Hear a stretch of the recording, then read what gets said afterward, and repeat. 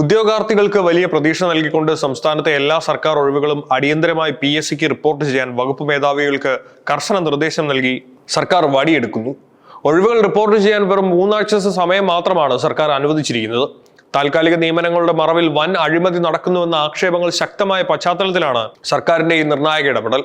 വീഴ്ച വരുത്തുന്ന ഉദ്യോഗസ്ഥർക്കെതിരെ കടുത്ത അച്ചടക്ക നടപടി ഉണ്ടാകുമെന്നും ഭരണപരിഷ്കാര വകുപ്പ് കത്തിലൂടെ മുന്നറിയിപ്പ് നൽകിയിട്ടുണ്ട്. സംസ്ഥാനത്തെ എല്ലാ സർക്കാർ ഓഫീസുകളിലും ഒളിഞ്ഞിരിക്കുന്ന ഒഴിവുകൾ കൃത്യമായ സമയപരിധിക്കുള്ളിൽ വെളിച്ചത്ത് കൊണ്ടുവരാനാണ് സർക്കാർ ലക്ഷ്യമിടുന്നത്. സംസ്ഥാനത്തെ എല്ലാ സർക്കാർ വകുപ്പ് മേധാവികൾക്കും പൊതുമേഖലാ സ്ഥാപനങ്ങൾക്കും തലവന്മാർക്കും ഭരണപരിഷ്കാര വകുപ്പ് ഇത് സംബന്ധിച്ച് അതീവ കർശനമായ ഔദ്യോഗിക നിർദ്ദേശം നൽകി കഴിഞ്ഞു. വകുപ്പുകളിലെ നിലവിലുള്ളതും വരാനിരിക്കുന്നതുമായ എല്ലാ ഒഴിവുകളും കൃത്യമായി 3 ആഴ്ചയ്ക്കുള്ളിൽ PSCക്ക് റിപ്പോർട്ട് ചെയ്യണമെന്നാണ് സർക്കാർ നൽകിയിരിക്കുന്ന അവസാനത്തെ അന്ത്യശാസനം. മുൻകാലങ്ങളിൽ ഇത്തരം ഉത്തരവുകൾ പല വകുപ്പുകൾ അർഹിക്കുന്ന ഗൗരവത്തോടെ കണ്ടിരുന്നില്ല എന്ന പരാതി ഉദ്യോഗാർത്ഥികൾക്കുണ്ട്. എന്നാൽ ഇത്തവണ ഉദ്യോഗസ്ഥരുടെ ഭാഗത്തു നിന്ന് യാതൊരുവിധ ഒളിച്ചുകളികളും അനുവദിക്കില്ലെന്ന കടുത്ത നിലപാടിലാണ് സർക്കാർ. PSCയെയും നിയമ ചട്ടങ്ങളെയും പൂർണ്ണമായും നോക്കുകുത്തിയാക്കുന്ന താൽക്കാലിക പിൻവാതിൽ നിയമനങ്ങൾ പൂർണ്ണമായും ഇല്ലാതാക്കുകയാണ് ഈ നീക്കത്തിലൂടെ സർക്കാർ ലക്ഷ്യമിടുന്നത്.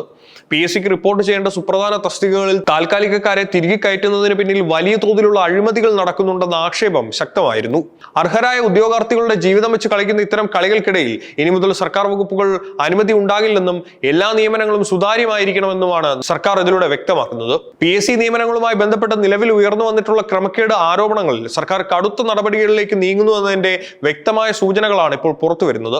ഒഴിവുകൾ റിപ്പോർട്ട് ചെയ്യാൻ വകുപ്പുകൾക്ക് കർശന നിർദ്ദേശം നൽകിയത് ഒരു തുടക്കം മാത്രമാണ്. വരും ദിവസങ്ങളിൽ കൂടുതൽ ശക്തമായ നടപടികളിലേക്ക് സർക്കാർ കടക്കുമെന്നാണ് ഉന്നത തലങ്ങളിൽ നിന്നുള്ള വിവരങ്ങൾ വ്യക്തമാക്കുന്നത്.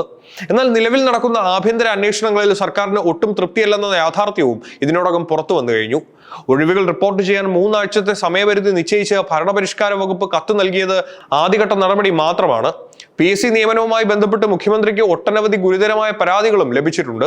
ഇതിന്റെ അടിസ്ഥാനത്തിൽ അടുത്ത ഘട്ടമായി വലിയ ഔദ്യോഗിക നടപടികളിലേക്ക് കടക്കാനാണ് സർക്കാർ ആലോചിക്കുന്നത്. PSC നിയമന ക്രമക്കേടുകളുമായി ബന്ധപ്പെട്ട് നിലവിലൊരു ആഭ്യന്തര വിജിലൻസ് അന്വേഷണം പുരോഗമിക്കുന്നുണ്ട്. എന്നാൽ ഈ അന്വേഷണം കാര്യക്ഷമമല്ലെന്ന വിലയിരുത്തലാണ് ഭരണ നേതൃത്വം. വിജിലൻസ് അന്വേഷണത്തിലെ അതൃപ്തി കടുത്ത നടപടികൾക്ക് വഴി തുറക്കുമെന്നാണ് സൂചനകൾ. ആഭ്യന്തര അന്വേഷണം കൊണ്ട് മാത്രം കാര്യങ്ങൾ അവസാനിക്കില്ലെന്നും സമീപകാലത്ത് നടന്ന PSC നിയമനങ്ങളെക്കുറിച്ച് കൂടുതൽ വിശദമായ ഉന്നതതല അന്വേഷണം തന്നെ നടന്നേക്കുമെന്നും വിവരങ്ങളുണ്ട്. ക്രമക്കേടുകൾക്ക് കൂട്ടുനിന്ന ഉദ്യോഗസ്ഥരെയും ഇടനിലക്കാരെയും പൂർണ്ണമായും പുറത്തു കൊണ്ടുവരുന്ന രീതിയിലുള്ള കടുത്ത നടപടികളാകും സർക്കാരിന്റെ ഭാഗത്തു നിന്നുണ്ടാകുക.